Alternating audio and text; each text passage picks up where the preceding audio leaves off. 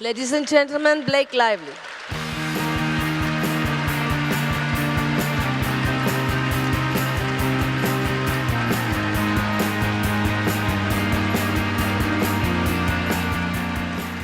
Thank you guys. Thank you, Salma. You are a role model in every facet of your life. She's the best mama and wife and leader and boss and producer and actress, and I want to be her every day. So thank you, Salma. And thank you to Variety for not only honoring and acknowledging women, but acknowledging the issues that we all need to be talking about. I'm just so grateful to be in the company of all of the women being honored here today. So I'm here today because I'm a mama and I have two baby girls. Well, they're not babies, but I think they are. James and Inez, and they are my world. And I would do anything to protect them. I would literally die for them without a moment's thought. And for those of you who have children, I think you know what I'm talking about. I mean, if you think of what you would do for your child, I don't think there's anything you wouldn't ask of yourself. So it got me thinking, what is the value of a single child's life? And what is the value of a child's life who isn't our own? Like, what is her little life worth or his little life worth, And the sexual exploitation of children is something that isn't happening rarely. It's not happening worlds away. It's happening right here and right now. So to show you guys that, while I'm talking, there's a map right here. And if you guys look up at this map, every time a dot shows up, is it live? What's happening? Oh, there you go. There you go. Now they have it live. So every time a dot shows up, that is someone that's trading or viewing child pornography right now as we speak. So that's how prevalent this is. And I didn't really know what child pornography was. We all sort of have an idea of it, and I was afraid to ask as a mother, because it would be very painful to hear. And I felt like I had to ask, though, and I feel like I have to share it with you guys now. And it is disturbing, and I want to warn you, but I feel it's my responsibility to tell you guys because it is the truth. And I believe if we all knew this, we would dedicate much more of ourselves to stopping it. So when I asked what child pornography entailed, yes, it's nude images of boys and girls under the age of 18. But now, because of high-speed internet, it's also videos very prominently. And videos of kids, and by kids I mean prepubescent, visibly prepubescent. And they make the distinction because of the internet and there's so much content, these pedophiles are desensitized. Because of that, the kids are getting younger, and the content is getting that much more devastating. So when this law enforcement officer told me this, I asked him how young are the young kids he's seeing, and he told me infants. And I have a 6-month-old baby. So I said, what does that mean, what does an infant mean? And he said, well, the umbilical cord's still attached.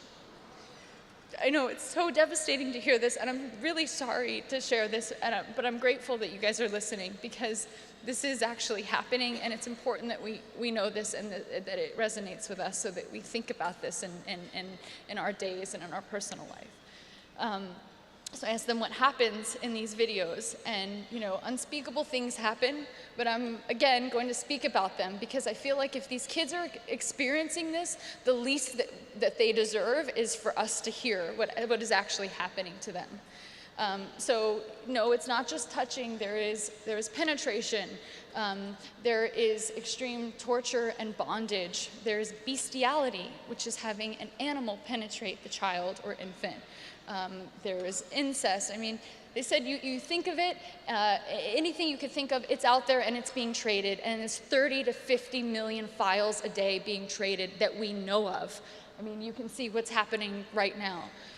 And this is happening to any child and every child. 90% of children know their abusers. So, our children are at risk. You may know this person. It may be a doctor. It may be a coach.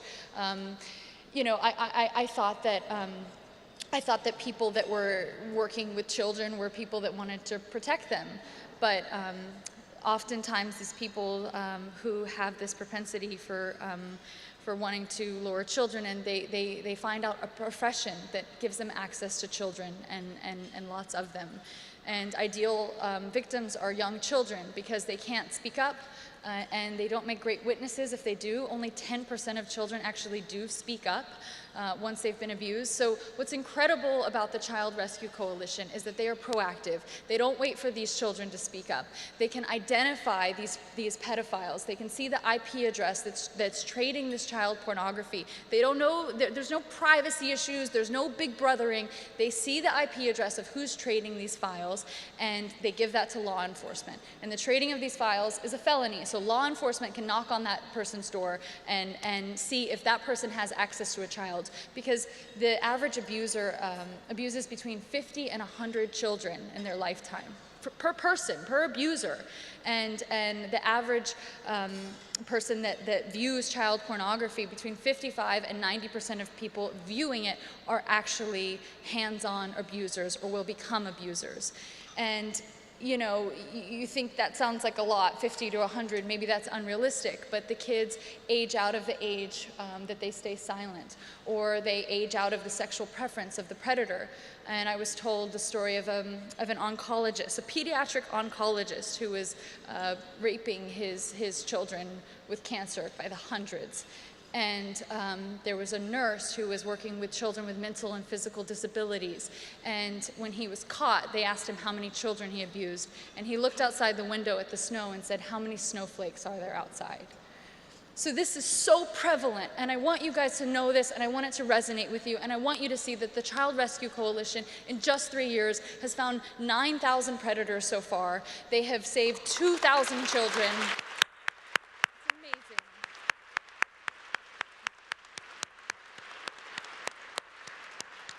And yes, they need donations. That's great, because then they can continue to make this tool free for law enforcement, but they also really need introductions, which is why I've been talking for way too long, and I'm very aware of that, and I'm sorry. But you guys are all very important and well-connected people, so this is my time to tell you, they need introductions.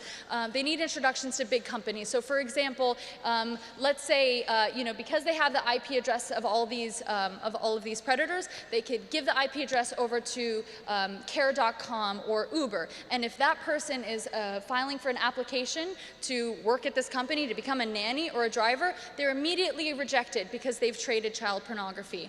Or if Comcast wants to receive their list of IP addresses, or any big internet service provider, they can block that content from being shared because they know what those files are. There are no privacy issues. They just block that illegal content. So why the hell are we not doing this? It makes no sense. We have to make these introductions. We have to help these kids. It doesn't infringe on anything legally. So I just encourage you, table 17, we have flyers with the list of companies that need introductions. So thank you to Carly Yost, who's here, the founder and CEO of the Child Rescue Coalition. She is the real hero, along with everybody at the coalition, Bill Wiltsey. Thank you to everybody protecting our children. They are the real heroes. And thank you to all of you who spent your afternoon sitting here, listening to all of us talk about these things that are really painful. And I just think, I just feel really grateful to have the opportunity to speak for the people that aren't able to speak for themselves. And I know that all of us feel that way today. So thank you for valuing everyone's life, for these children's lives. Thank you. Sorry for talking for so long.